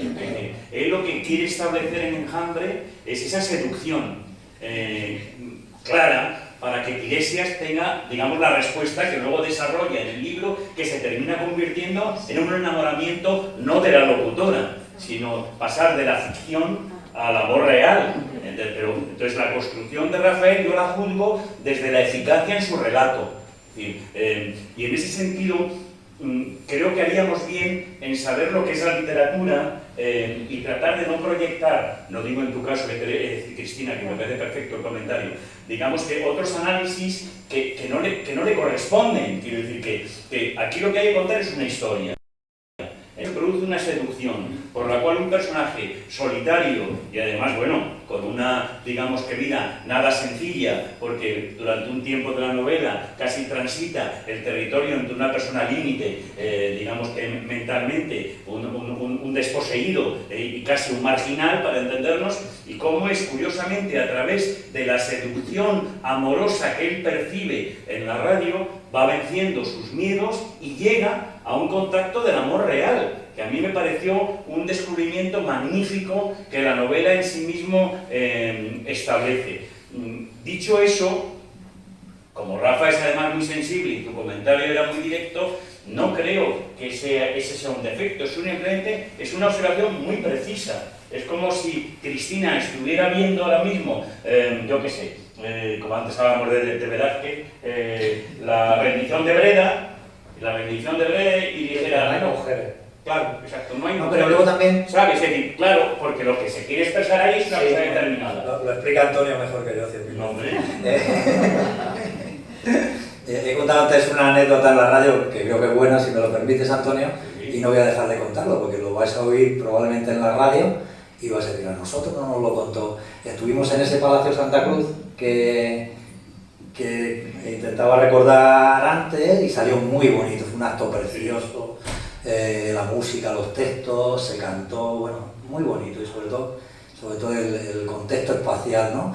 Y entonces yo quedé muy contento, el editor también, todos, ¿no? Me quedé ahí, lo peor de los escritores es cuando te quedas ahí firmando libros, todo el mundo se va a tomar cañas, se felicitan, se tal, menos el escritor se queda ahí firmando por tiempo, bueno, y eso está muy bien, claro que sí.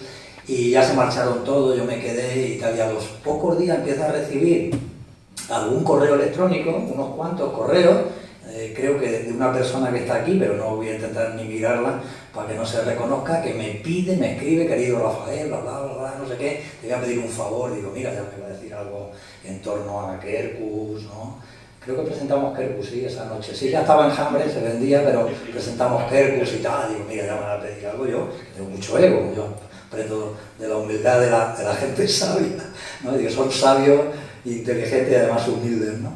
Y le digo, llámame a pedir algún favor sobre Quercus y dice, por favor, ¿me podías hacer llegar el discurso de don Antonio Basanta? Y que no, una trola imponente, vamos. Mira, ayúdame en el rocío.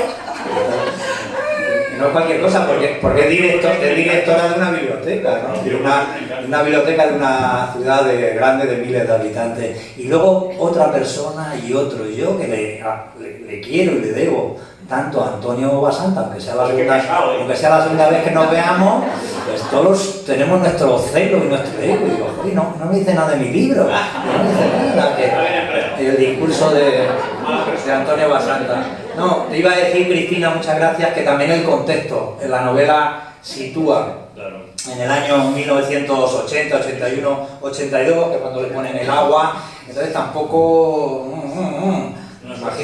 Imagínate a esa locutora con cierto aire, voy a poner, de dirigirse a mujeres, chicas, a cierto punto lesbiano, imagínate, ¿no? Lo mismo llegan, la detienen y se la llevan, ¿no? Estamos ya en democracia, ciertamente, pero bueno, se estaba iniciando y todavía había un código penal ahí bastante, tanto del contexto, por desgracia, sí que era un poco de seducción al hombre ahí desde la radio. Si fuerais de esa época podríais buscar locutoras a las que imita bastante Sofía Baker. Perdón. Claro, no, yo creo que, fíjate que además en lo que tú estás diciendo es que es fantástico.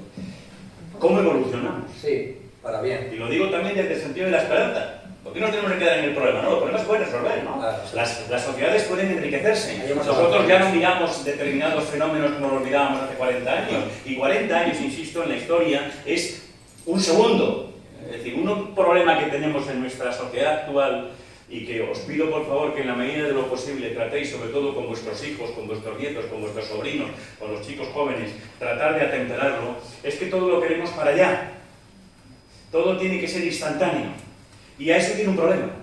Y es que las grandes cuestiones no admiten la instantaneidad. Requieren el medio y largo plazo. Pensar y crear los nuevos modelos sociales, con todo lo que eso significa, requiere reflexión, requiere análisis, requiere un tiempo. El Renacimiento empieza a finales del siglo XI y fructificó. Se necesita 3 siglos. Nosotros estamos saliendo de una forma determinada de vivir y vamos hacia otra. No os quepa la menor duda. Vamos hacia otra. Si no, repasar brevemente fenómenos que se han producido y que forman parte de nuestra cotidianidad. El eje del mundo cada vez se desplaza más hacia el este y hacia el sur. ¿Sí o no? Hacia el este. Vamos a ver. Yo he sido de los niños del domo. ¿Os acordáis? Además nos peleábamos por la lucha del negro, porque la leyenda negra decía, nunca mejor dicho, la leyenda negra, que al negro le echaban más monedas que a ninguna otra raza. Bueno, pues yo he pedido por los chinitos. Por los chinitos. Y ahora los chinitos me compran la deuda. ¿Es verdad o no es verdad? Vale, segundo elemento, el mundo de las telecomunicaciones, que me permiten diariamente, antes hablaba con Amparo, la esposa de Rafael, como yo todas las noches veo a mi nieta que vive en Londres, a una de mis nietas, a través de una pantallita, y eso me consuela. He estado 2 años con el COVID sin poderles ver. Me consuela y me acerca, por tanto ahí también hay una parte de la tecnología que es extraordinariamente valiosa. Y no podemos hacer anatemas sin entrar en un sentido un poquito más ponderado de lo que estamos analizando. Otra cosa es que luego caigamos en el exceso. Ya, pues entonces eso es lo que hay que corregir, evidentemente. Y eso en el mundo de las telecomunicaciones que está empezando, que es que yo en mi adolescencia he presenciado de ¡Martina! ¡Conferencia! Y venía calle arriba la señora, la única casa del pueblo donde había un teléfono, y no te quiero destripar una parte de Babondo, y la señora tirando del cable para que no le oyeran, y los vecinos dueños de la casa donde estaba el teléfono con la oreja inmediatamente para luego radiar al día siguiente. Hombre, claro, si eso lo hemos...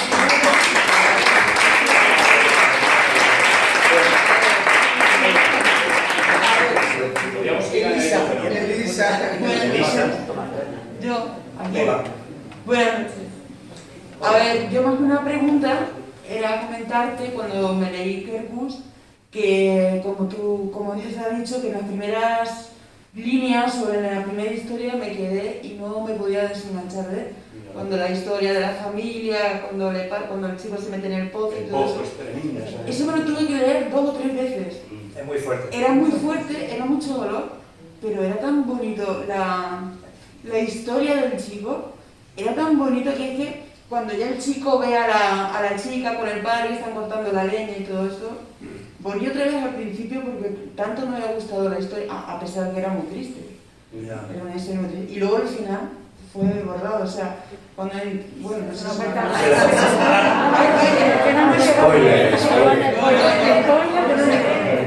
decir que me encantó. Gracias. O sea, me encantó, fue precioso. El final fue un final precioso. Este todavía no me lo he leído. ¿Alguien más quiere así? Un final. Muchas gracias, muchísimas gracias.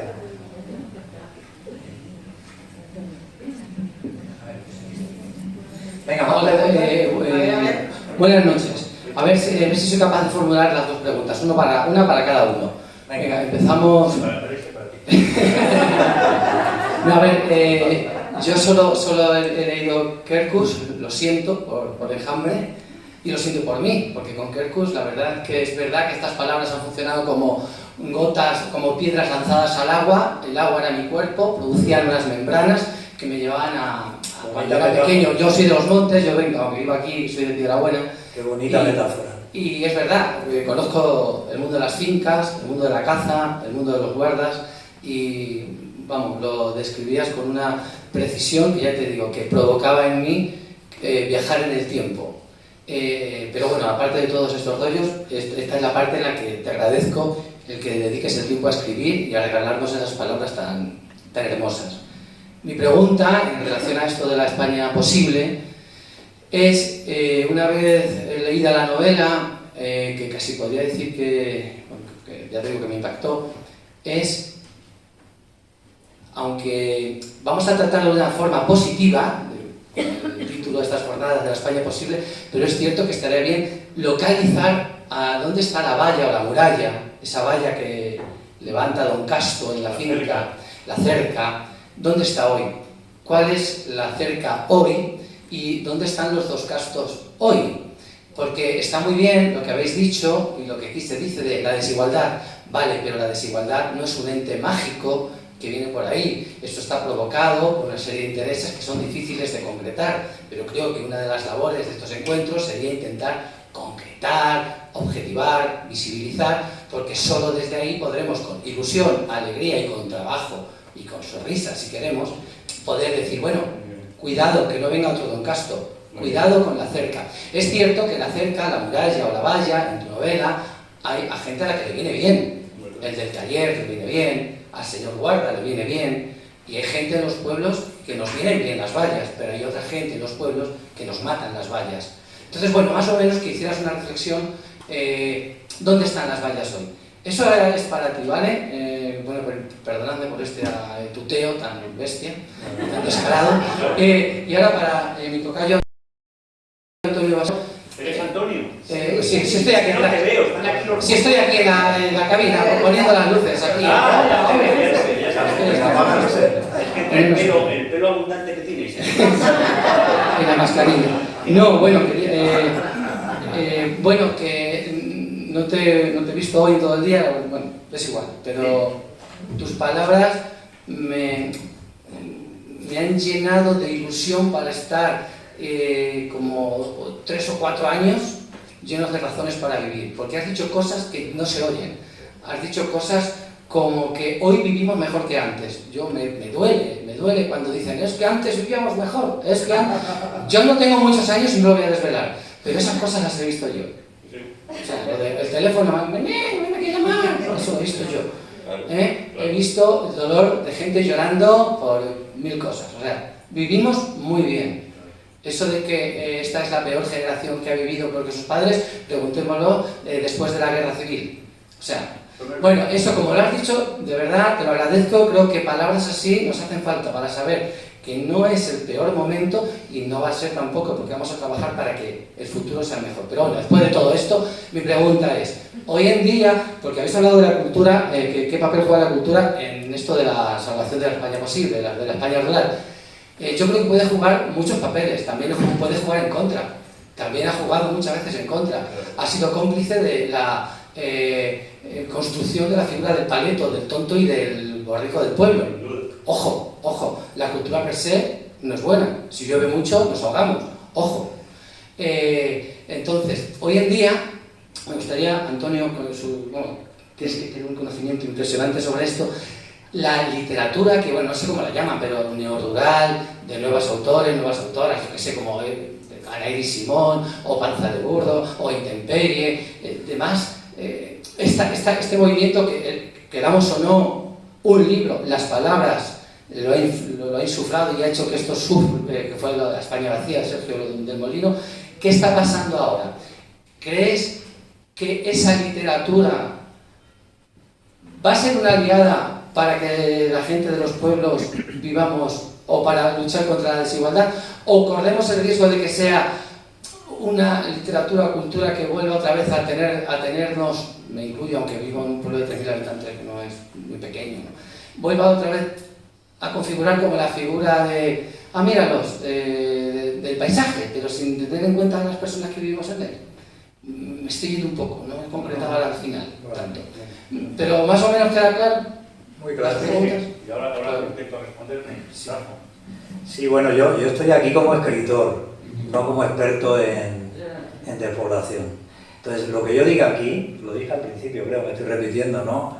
Como ciudadano. Bueno, pero como ciudadano sí que tengo derecho a opinar. He sido 11 años profesor en un instituto, en el Hernán Pérez del Pulgar, donde fue director, un magnífico director, Luis Villaraco, y luego he estado muchos años en la política también, en Toledo, he sido director general, creo que lo he dicho también, y he sido maestro rural, he sido director del Centro de Educación de Adultos en Daimiel, aquí, 17 años nada más, ¿verdad, Loli?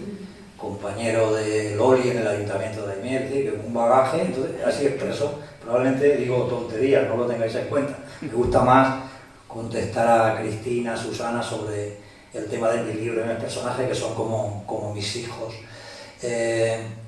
Antes decía que yo aconsejaría que se dieran una vuelta. Sí, porque este país es un país de crear muchas comisiones y subcomisiones, ¿no? Y perdona que sé que perteneces a muchas, ¿no? Pero sería que se quiere. Es que es verdad que su amplísimo currículum, que tiene no sé cuántos folios, muchísimas. Esta mañana estaba con el secretario de Estado de Educación, etcétera. Regodéate, sí. Sí, entonces, en España, cuando hay un problema, lo primero que se hace es crear una comisión que no saben arreglarlo, y cuando no saben arreglarlo, crean la subcomisión, ¿no? Entonces yo, a eso de la comisión y de la subcomisión, con todo mi respeto a don Antonio, le mandaría unos años, o bueno, un año, a Francia, Alemania, Italia, porque es que resulta que el problema nuestro de la despoblación no se está dando de esta manera en Europa, pero unas cifras bestiales. Entonces, digo yo, algo estaremos haciendo mal cuando tenemos ahí unos referentes. Es verdad que es una cuestión cultural, de desprecio al pueblo, el tonto del pueblo, somos los chicos aman nuestro pueblo. Pues yo veo en Francia que han creado ahí, Antonio, una red económica, cultural, que esos chicos jóvenes se quedan de vaquero, porque luego resulta que con esa leche de esas vacas hacen la mejor mantequilla del mundo, de Berg, ¿no? Y hacen el mejor foie con la soca y están felices y tal. Ahora, claro, tienen su servicio. Yo es que estaba el otro día en un pueblo, que es el alma de estos libros, ¿no?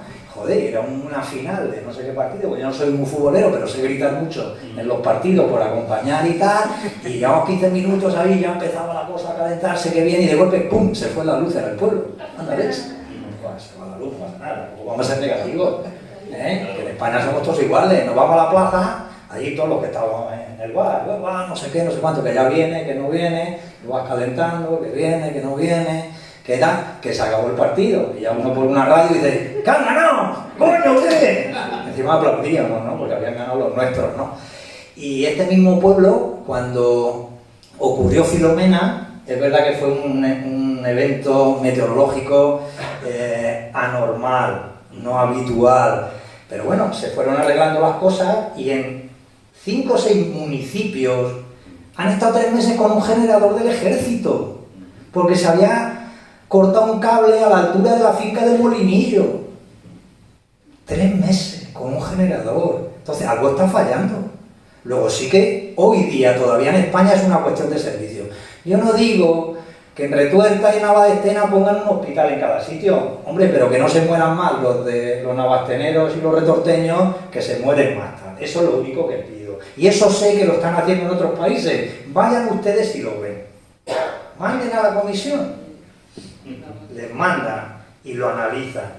Y sí que es cierto unos parámetros de que no todos podemos tener, pero hombre, procurar que igual que cuando ha ocurrido la pandemia y hemos ido corriendo al útero materno de los pueblos, ¿por qué analizarlo? Saquemos una lectura positiva de la pandemia, huyendo a los pueblos, ¿a qué? ¿A refugiarnos de qué? ¿Tenéis tanto miedo ahora? Venid. Decían en algunos pueblos, joder, viene, y nos traen. Sí, ¿a qué venís? A la pureza, al aire no contaminado, al buen alimento, a la protección. ¿Tenéis tanto miedo? Venga, aprovechemos eso. Materia prima hay, habrá que saber explotarla. Porque yo, si tengo un buen internet, si tengo luz eléctrica, si tengo agua, yo escribo mis novelas en ese sitio que no quiero decir el nombre. Claro. Y soy tan feliz. Claro. Bueno, pero eso es... Ahora, si me gusta el fútbol y voy un día al bar y se fastidia, pues no vuelvo, porque como haya el Real Madrid o algo, has fastidiado la presentación del libro y todo lo que haga falta. Los editores y escritores, cuando vamos a presentar un libro, lo primero que miramos es el fútbol en España. Y si hay fútbol ya puedes cambiar de fecha, lógicamente no. Entonces, hoy teníais un acto muy importante en Ciudad Real que ha arrestado a algunas personas. Sí. 2 actos. Ya es que aquí hay multitud. Sí, está muy bien. Yo lo que Estamos estoy muy viendo agradecidos. es que aquí hay multitud. Segundo, veréis, el acto de Toledo fue hermosísimo. no tenía la energía de este. Sí, porque había más piedra. No, porque son de Torralba, porque son gente que está poniendo ahora mismo todo su interés en hacer que este encuentro sea fructífero. ¿Quién preguntaba? Antoñito, eres tú, ¿no? Sí, Antonio. ¿Dónde está la cerca hoy? Yo la cerca creo que está en la codicia. La codicia, ¿vale? Y hay que luchar contra la codicia. Ayer se publicaba el salario del presidente del BBVA. Son 7,5 millones de euros. Eso, además de inmoral, no tiene sentido. O sea, es una locura. Si no se lo va a gastar. No, reíos, pero es que es eso. Es que es una locura. Es un problema. Es que además no hay ningún ser humano, ni ninguna estructura empresarial que pueda permitir que la diferencia entre el salario más bajo que haya en esa empresa y el de arriba sea de esa escala. Es una desmesura. Entonces, hay que ponerle coto a esas cosas. Hay que regular también moralmente según qué elementos, pero claramente, y no solo por la vía impositiva, que también, sino por establecer unas normas razonables de comportamiento. Cuando las cosas se salen de su cauce, es muy difícil que luego se vuelvan a introducir las aguas, que os voy a contar yo a vosotros. Entonces, primero es la codicia. Segundo, si me lo permitís, ahora ya que estamos en la intimidad y en la confidencialidad de los amigos, algo que tenemos que superar, que no es solamente un problema de ciudades o de zona rural, la envidia. Veréis, cuando yo hubo unos años que dirigí una editorial que seguro que conocéis, que es Alianza Editorial, ¿vale? De la que yo estoy muy orgulloso de su colección de libros de bolsillo. Bueno, uno de los libros era El español y los 7 pecados capitales, que escribió Fernando Díaz Plaza. Fernando Díaz Plaza entonces vivía en uno de los últimos pisos de la Torre de Madrid, y allá que me fui a estar con él, un tipo divertidísimo por otra parte, y en un momento determinado me hizo la siguiente reflexión. ¿Sabes lo que más me duele a mí? Pues lo que más me duele es que al final el pecado nacional de España sea la envidia, porque es el más inexplicable de los pecados capitales, porque es el único que no produce placer en quien lo comete. Ostras, si es que es verdad. Dices, ok, el de la lujuria o el de la gula te pone morado en uno u otro sentido, y por lo menos se pasa un buen rato. Pero hace falta ser idiota e ignorante para caer en un pecado que primero que sufre eres tú. Porque aquí no es que tú te envidies lo que tiene el otro, es que quieres que no lo tenga. Y esos comportamientos también los tenemos que modificar. Cultura y educación. Y de estas cosas hay que hablar. Y si fuéramos capaces, esta mañana se lo decía al secretario de Estado de Educación, que supongo que no lo voy a recibir nunca más, Alejandro Tiano, muy buen amigo, persona a la que yo estimo mucho, pero una vez más el lenguaje. Magister, del latín, significa el que más sabe. ¿Cuál creéis que es su antónimo, su contrario? Ministro. Ministro. Y me quedo ahí, porque si no me vuelvo la otra. Dicho eso, yo decía, ¿cómo es posible que la escuela se parezca tanto a la escuela que yo tuve, se siga pareciendo tanto, cuando el mundo ha cambiado de esta manera tan extraordinaria? Veréis, en el mundo de la edición, uno de los más grandes grupos editoriales español, que es el Grupo Planeta, creció a golpe de la venta de un producto que a mí me emociona en lo que os voy a contar, que eran las enciclopedias vendidas puerta a puerta. ¿Por qué me emociona? Porque la mayor parte de los compradores eran precisamente personas que venían del mundo rural, con formaciones muy discretas, pero que entendían que dotándose de aquellos instrumentos le daban a sus hijos, fijaos, a sus hijos, y no había grandes desarrollos educativos en aquellas personas, pero sí la inteligencia intuitiva. Les daban las herramientas, y tanto era así que las enciclopedias se vendían con una estantería que se ponía en el sitio principal del salón, en el que ahora está Jorge Javier Vázquez. Ahora lo que tenemos es una tele.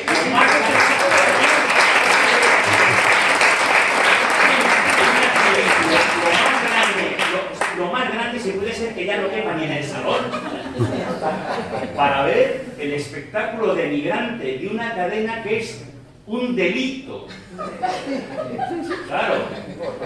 Os dejo que os veáis un momentito, pero ahora os digo lo segundo. Es que está demostrado que es nocivo.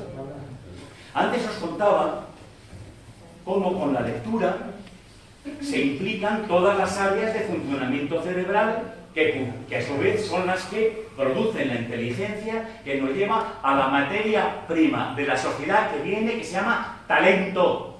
Talento. Talento. Ya nunca más las sociedades serán líderes, ni por la demografía, ni por la posición geoestratégica, por cierto, la de España, bendita, bendita, absolutamente, esta península es maravillosa, ni lo serán por los recursos mineros que puedan tener, no, por la capacidad que tengan de exportar e importar talento. Ahí, en esa liga, nos la vamos a jugar. Y el talento solo se fabrica con educación y con cultura. Y nada más, no le deis más vueltas, o sea, no le deis más vueltas porque es eso. Hay que seguir invirtiendo en educación y seguir invirtiendo en cultura. Y por supuesto, en todas las deficiencias de infraestructuras y demás que penalizan a las personas en función del lugar en el que se encuentran. Bueno, os decía, la lectura enciende las 52 áreas cerebrales que contribuyen a la creación de la inteligencia. Inteligencia que se compone de 4 componentes. 1, razón. 2, imaginación. 3, emoción. Y 4, intuición. Ahí va. Pero la intuición es inteligencia. Hombre, claro. Es la velocidad punta de la inteligencia. Porque es la que con menos materia llega a conclusiones más largas. Y es más, la que está detrás de las decisiones vitales de vuestra vida.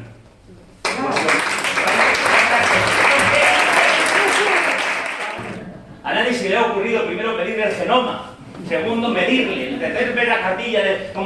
No. Tú has tenido un movimiento emotivo que te ha hecho proyectarte hacia el futuro y pensar que con él podrías hacer un proyecto común extraordinario. Eso es intuición. Eso es intuición.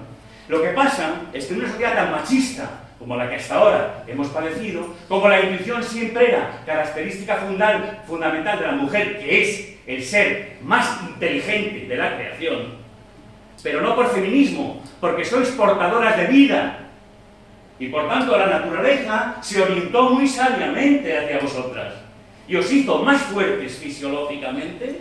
Por eso en la esperanza de vida sois las que coronáis las edades más prolongadas, más inteligentes socialmente, porque mientras que los hombres en la etapa de recolectores, cazadores, lo que nos dedicábamos era ahí detrás del mamut y del dinosaurio, y por eso tal vez antes de la llegada del GPS teníamos mejores habilidades de control espacial de las que tenéis las mujeres. Pero ¿sabéis a qué os dedicabais las mujeres?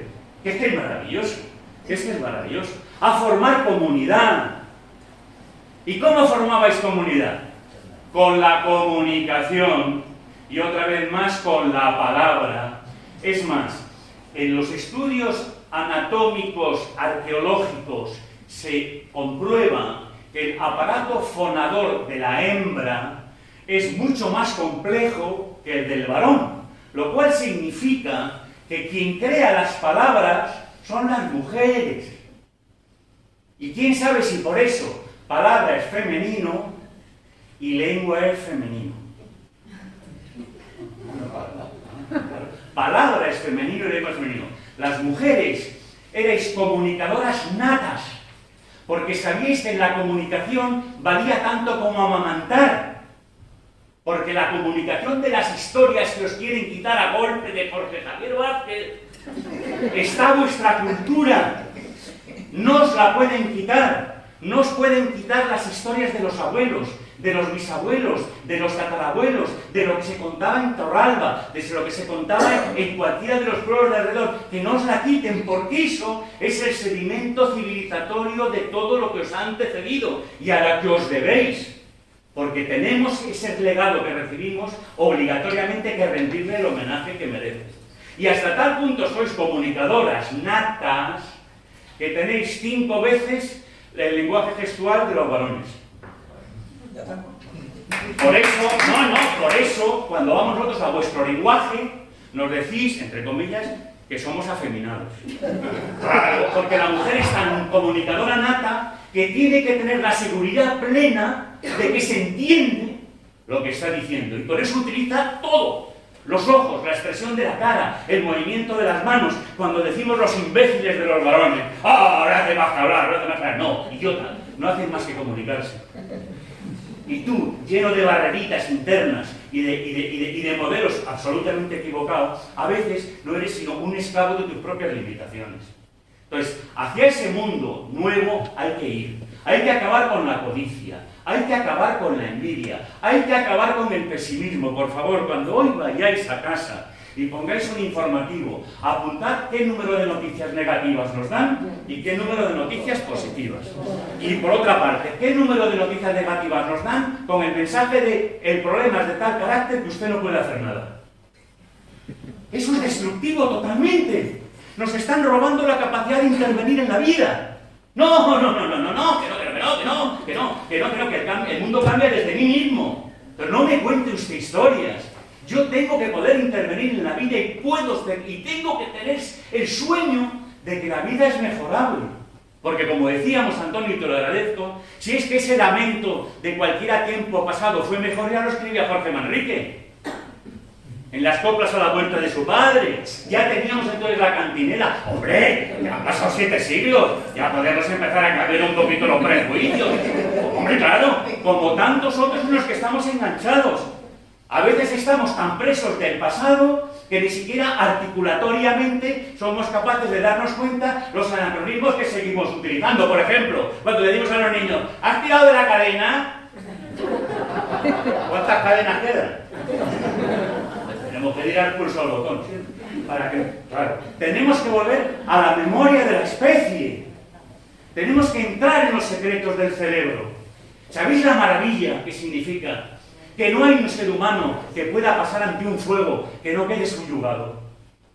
Claro, alevítico. ¿Y el mar? Es imposible colocarse ante el mar y no sobrecogerse. Como se sobrecogían los soldados romanos arrodillados en Finisterre llorando, porque pensaban que era el final de un sol que se ocultaba y que ellos siempre temían si al día siguiente saldría. Es decir, todo eso que es en el mundo, que son las humanidades unidas a la ciencia, no separadas.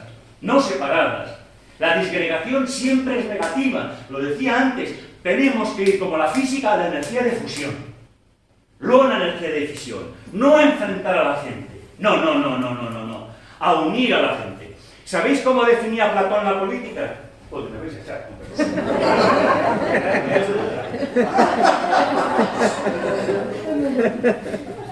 Mira, Platón. Por tanto, 2600 años antes de hoy. Que si hubiera estado aquí, no hubiera dicho igual. Platón decía, la política es la búsqueda permanente del consenso para desde el acuerdo lograr la mejor distribución de los recursos en beneficio de la totalidad de la población. Platón.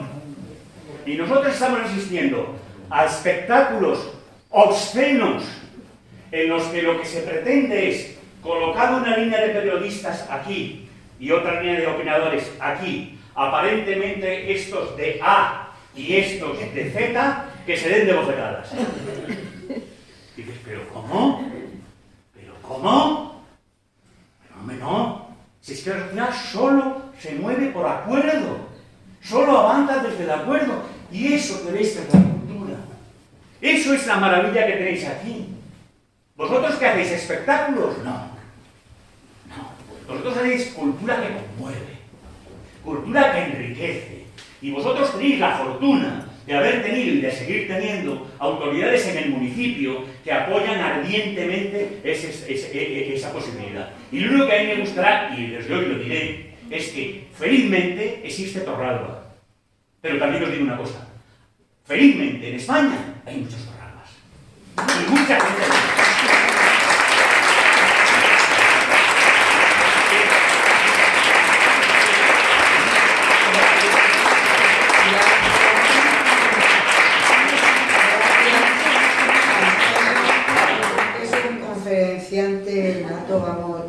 Es difícil encontrar un conferenciante así. Es una pena porque no se ha podido quedar aquí a dormir, tiene que coger el AVE. Me gustaría que la gente que esté interesada en comprar los libros lo pueda comprar y lo pueda firmar. Entonces tenemos que cortar. El otro día por poco pierde el ave Julio porque esto se hizo larguísimo. Lo siento un montón porque podemos estar aquí toda la noche, Antonio, pero tenemos que cortar. Pero no podemos hacerlo sin, después de leer Enjambre, conocer a un pastor con esas características, cómo llevaban las ovejas, cómo ordeñaban las ovejas, cómo elaboraban el queso. No nos vamos a ir de aquí sin probar una tapa de queso del que hacemos en Torralba. Entonces, os van a pasar sin que con esto del POI, os van a pasar una tapita de queso por vuestros estos y podéis pasar, quien quiera, a comprar alguno de los ejemplares si estáis interesados o si tenéis aquí alguno que lo quiera firmar, pues lo hacéis, o si queréis hablar con ellos, lo que queréis hacer.